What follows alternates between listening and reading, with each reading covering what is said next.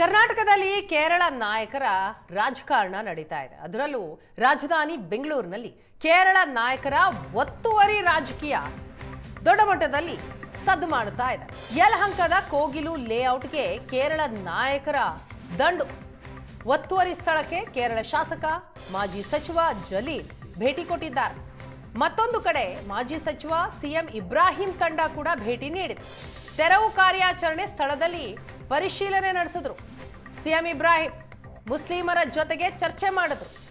ಕರ್ನಾಟಕ ರಾಜಕಾರಣಕ್ಕೆ ತಲೆ ಹಾಕಿದೆ ಕೇರಳ ಸರ್ಕಾರ. ಒತ್ತುವರಿ ತೆರವು ಕಾರ್ಯಾಚರಣೆಯಲ್ಲಿ ಕೇರಳ ರಾಜಕೀಯ ಮತ್ತೆ ಕಿಡಿ ಹೊತ್ತಿಸೋದಿಕ್ಕೆ ಕೇರಳ ನಾಯಕರು ಮುಂದಾಗಿದ್ದಾರೆ.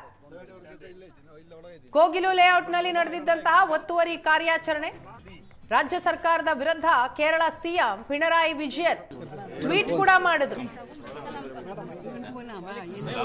ಉತ್ತರ ಭಾರತದ ರೀತಿಯಲ್ಲಿ ಬುಲ್ಡೋಸರ್ ರಾಜ್ ಬೆಂಗಳೂರಿನಲ್ಲಿ ನಡೀತಾ ಇದೆ ಅಂತ ಎಕ್ಸ್ನ ಮೂಲಕ ಬರೆದುಕೊಂಡಿದ್ರು. ಅದಾದ ನಂತರ ಕೇರಳದ ರಾಜ್ಯಸಭಾ ಸದಸ್ಯ ಈ ಸ್ಥಳಕ್ಕೆ ಬಂದು ಭೇಟಿ ಕೊಟ್ಟು ಪರಿಶೀಲನೆಯನ್ನ ಮಾಡಿ ಯಾರೆಲ್ಲ ತೆರವುಗೊಂಡ್ರು ಅವರನ್ನ ಮಾತನಾಡಿಸಿದ್ರು.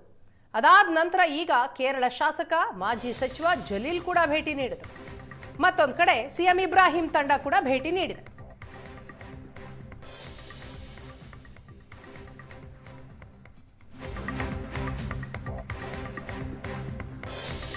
ಬೆಂಗಳೂರು ಒತ್ತುವರಿ ಕುರಿತು ಕೇರಳ ಸಿಎಂ ಆರೋಪ ವಿಚಾರಕ್ಕೆ ಸಂಬಂಧಪಟ್ಟ ಹಾಗೆ ಕಾನೂನು ಎಲ್ರಿಗೂ ಒಂದೇ, ಕಾನೂನಿನ ಅಡಿ ಇರಬೇಕು. ಮಂಡ್ಯದಲ್ಲಿ ಸಚಿವ ಚಲುವರಾಯಸ್ವಾಮಿ ರಿಯಾಕ್ಟ್ ಮಾಡಿದ್ದಾರೆ.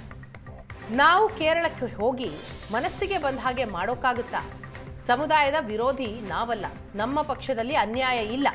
ಚುನಾವಣೆಗಾಗಿ ಕೇರಳ ಸಿಎಂ ಆ ಮಾತು ಹೇಳಿರಬಹುದು ಅಂತ ರಿಯಾಕ್ಟ್ ಮಾಡಿದ್ದಾರೆ ಚಲುವರಾಯಸ್ವಾಮಿ.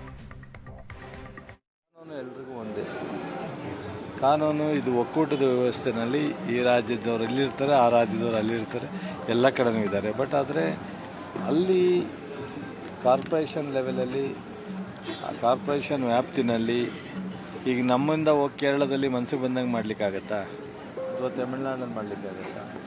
ಸೊ ಅದು ಆ ಕಾರ್ಪೊರೇಷನ್ ಇದೆ, ಅಲ್ಲಿ ಆಡಳಿತ ಇದೆ, ಅಲ್ಲಿ ಕಾನೂನು ವ್ಯವಸ್ಥೆ ಇದೆ, ಅದು ನೋಡ್ತಾರೆ. ಕರ್ನಾಟಕ ಸರ್ಕಾರ ಮುಸ್ಲಿಮರನ್ನ ಒಕ್ಕಲೆಬ್ಬಿಸುವಂತ ಕೆಲಸ ಮಾಡ್ತದೆ ಅಂತ ಹೇಳಿಕೆ ಕೊಟ್ಟಿದ್ದಾರೆ.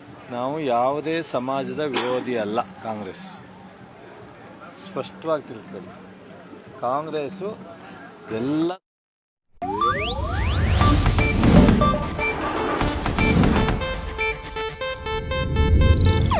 ಇದು ಏಷ್ಯಾನೆಟ್ ನ್ಯೂಸ್ ನೆಟ್ವರ್ಕ್ ಪ್ರಸ್ತುತಿ.